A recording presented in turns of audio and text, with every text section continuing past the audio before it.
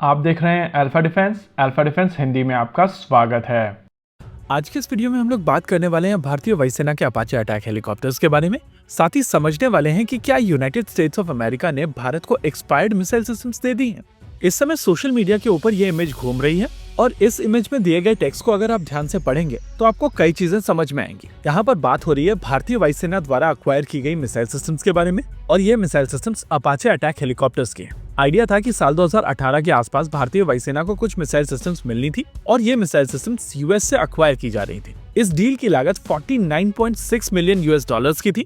लेकिन यहाँ पर जो मिसाइल सिस्टम्स भारतीय वायुसेना को मिलने वाली थी वो यूनाइटेड स्टेट्स ऑफ अमेरिका की इन्वेंट्री से थी और क्योंकि उस समय यूएस इन मिसाइल सिस्टम्स का प्रोडक्शन नहीं कर रहा था, इस वजह से आइडिया था कि इन मिसाइल सिस्टम्स को यूएस आर्मी की इन्वेंट्री से अक्वायर कर लिया जाए।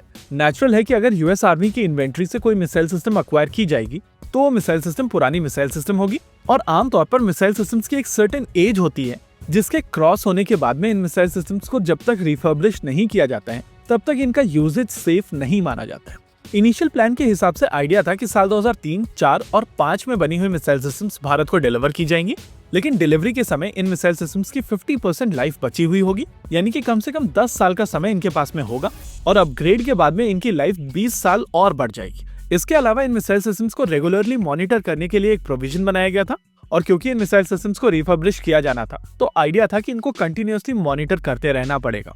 ओवरऑल इनिशियल प्लान के हिसाब से इन मिसाइल सिस्टम्स के पास में 10 साल की लाइफ पहले से होती और रिफर्बिश होने के बाद में इनके पास में 20 साल की लाइफ और होती, यानी कि इन टोटल 30 साल की लाइफ इन मिसाइल सिस्टम्स के ऊपर होती। लेकिन यूएस ने जब ये मिसाइल सिस्टम्स भारत को डिलीवर करना शुरू किया था तो ये डिलीवरी 4 से 6 साल डिलेड थी और इसी वजह से कुछ मिसाइल सिस्टम 14 साल पुरानी थी और कुछ मिसाइल सिस्टम अप टू 16 साल पुरानी थी। अब चीजों को बेहतर समझने के लिए आप इस डॉक्यूमेंट को समझिए और फिर हम लोग इन डिटेल्स के बारे में बात करते हैं। ये प्रैक्टिकली साल 2019 की सीएजी रिपोर्ट से लिया गया एक एक्सट्रैक्ट है और यहाँ पर जिन मिसाइल सिस्टम्स की बात हो रही है वो बेसिकली हेलफायर मिसाइल सिस्टम्स है। भारतीय वायुसेना की तरफ से जो हेलफायर मिसाइल सिस्टम्स अक्वायर की गई थी वो यूनाइटेड स्टेट्स ऑफ अमेरिका की आर्मी की इन्वेंट्री से अक्वायर की गई थी और आमतौर पर जब एक नई हेलफायर मिसाइल सिस्टम अक्वायर की जाती है तो उसकी लाइफ लगभग 20 साल की होती है। 20 साल के बाद में इस मिसाइल सिस्टम के ऊपर कुछ चेंजेस किए जाते हैं, स्पेसिफिकली फ्यूज बदला जाता है जिससे मिसाइल सिस्टम दोबारा से पूरी तरीके से नई हो जाती है, यानी कि भारतीय वायुसेना की डील के हिसाब से यही चीज डिसाइड की गई थी। लेकिन भारतीय वायुसेना के इन अटैक हेलीकॉप्टर्स की डिलीवरी में 4 से 6 साल तक का डिले हुआ था और इसी वजह से इनिशियली बोइंग ने जो मिसाइल सिस्टम्स यूएस आर्मी की इन्वेंट्री से अक्वायर की थी वो डिलीवरी के समय 14 से 16 साल पुरानी हो चुकी थी। अब भारतीय वायुसेना के कॉन्टेक्स्ट में जो मिसाइल सिस्टम उनको 50% लाइफ के साथ में मिलनी थी अब उनकी लाइफ केवल 25% बच जाती है और जो फ्यूज चेंज एक्सरसाइज 10 साल के बाद में की जानी थी वो 6 से 4 साल के बाद ही करनी पड़ी थी। नेचुरल है कि इस चेंज के चलते कुछ कॉस्ट नेगोशिएशन यहाँ पर हुई होंगी, हालांकि उसको लेकर सर्टेनिटी के साथ में यहाँ पर कुछ नहीं कहा जा सकता है। न ही कोई पब्लिकली अवेलेबल रिपोर्ट इसके बारे में बात करती है और न ही इस ऑडिट रिपोर्ट में किसी भी तरीके का मेंशन है। ऐसे में ये कहना कि यूएस की तरफ से भारत को एक्सपायर्ड मिसाइल सिस्टम्स बेची गई थी वो बात सच है, लेकिन क्या भारत सरकार को उसके बारे में नहीं पता था वो बात सच नहीं है। इसके अलावा इंडक्शन से पहले आमतौर पर इस तरीके के मिसाइल सिस्टम्स को आप रिफर्बिश कराते हैं जहां पर इनके ऊपर लगे हुए हर तरीके के सील्स चेक किए जाते हैं और फ्यूज को बदला जाता है।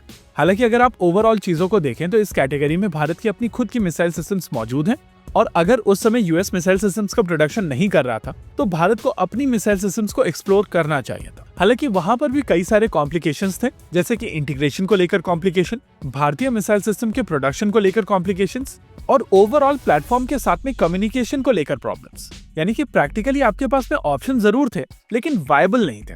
होप इस पूरे एपिसोड को लेकर आपको एक क्लैरिटी मिली होगी और मैं रिक्वेस्ट करूंगा उन लोगों से जो इसको शेयर कर रहे हैं कि आप डेट डालकर इसको शेयर कीजिए। साल 2019 को 9 साल हो चुके हैं। इसी के साथ आज के इस वीडियो में रखते हैं केवल इतना ही। वीडियो को अंत तक देखने के लिए धन्यवाद। देखते रहिए अल्फा डिफेंस। जय हिंद।